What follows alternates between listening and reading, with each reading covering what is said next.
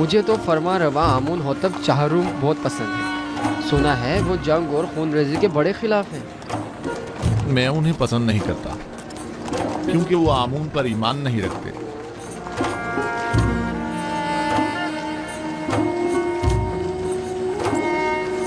आमून होतब चहारुम निहायत मेहरबान और रहम दिल हैं। उम्मीद है कि ये गरीबों को हम पर तरजीह नहीं देंगे।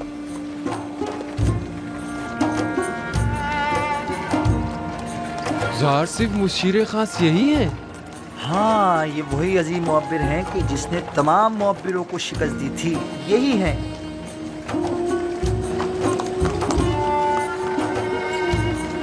कितने हसीन और दिलनशीन हैं और कितने मेहरबान और रहम दिल मालूम होते हैं।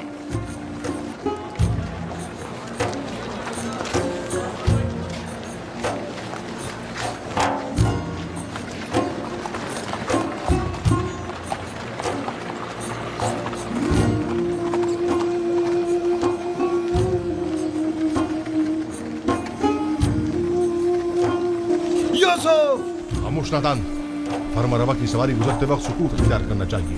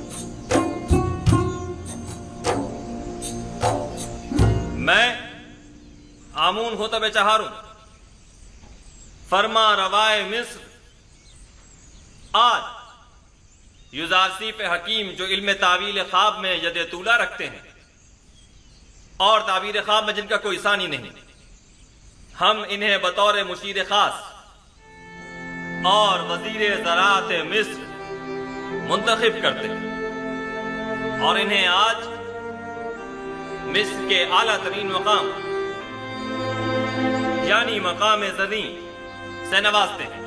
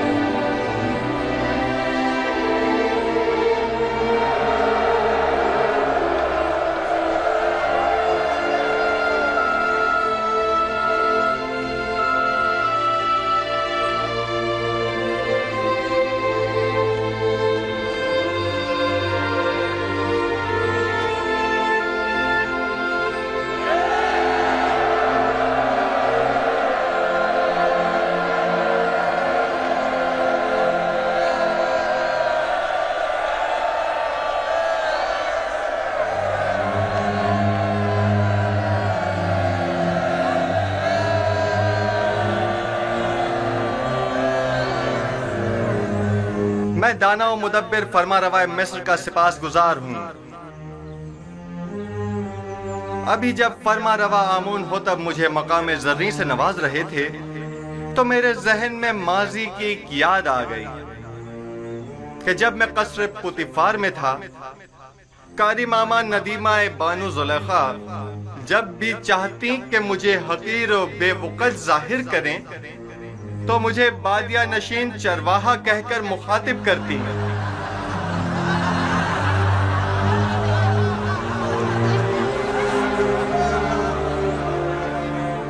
आज जिस वक्त जनाब फरमारवा ने मुझे वजीर खजाना और वजीर ज़रात मिस्र के ओहदे पर फाइज किया तो मैंने खुद से सवाल किया कि भला एक बादिया नशीन चरवाहा इस अजीम जिम्मेदारी से क्यों कर ओहदा बरा हो सकता है।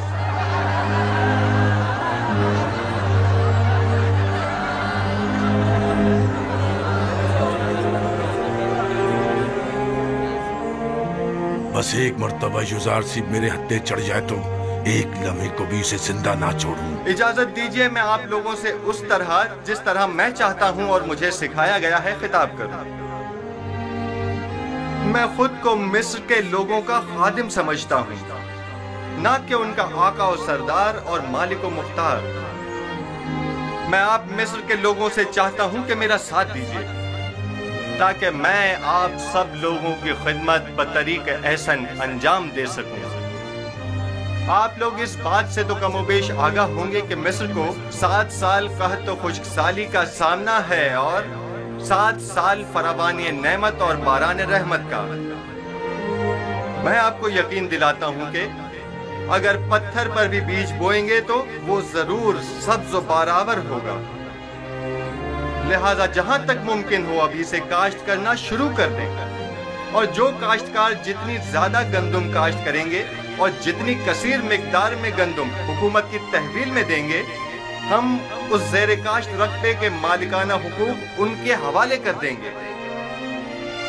मैं जानता हूं कि मिस्र की तमाम अमलाक के आप मालिक व मुख्तार हैं। इस सिलसिले में बाद में आपकी खिदमत में वजाहत पेश करूंगा। हमें क्या मालूम कि लोगों की दी हुई गंदम को वापस उन्हीं लोगों को भारी कीमत में नहीं बेचेंगे। गंदम की खरीदो फरोख्त और जमा आवरी और निगहदाश्त का काम आपके मुंतखब किए हुए नुमाइंदों के तवस्सुत से अंजाम पाएगा।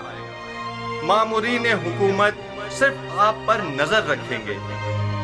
आप अपने सालाना जरूरत के मुताबिक गंदम और आइंदा साल भर की जरूरत के बीज अपने पास रखें और बाकी मानदा तमाम गंदम हुकूमत की तहवील में दे दें। आप हुक्मरान हजरात अगर इतने ही बासलाहियत है तो कोई कतई फैसला करें, तब आवाम भी आपकी हिमायत करने की पाबंद होगी। हुकूमती मामलात अगर अवाम के जेर नजर अंजाम पाएं तो अवाम हुकूमत की मुआविन हुआ करती है और अगर यही अवाम उनसे बेखबर हो तो कभी मुआविन साबित नहीं होती।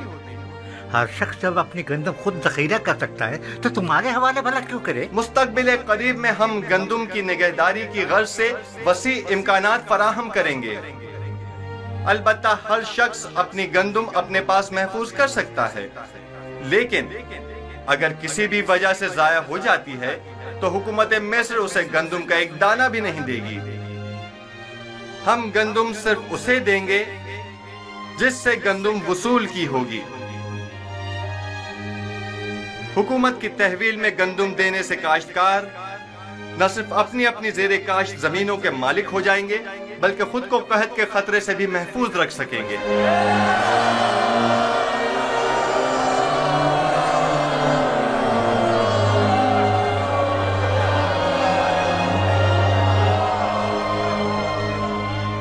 ये क्या मजाक है? किस तरह मुमकिन है कि लोग मिस्र के गोशे गोशे से गंदम लाकर यहाँ तिब्स में आपके हवाले करें?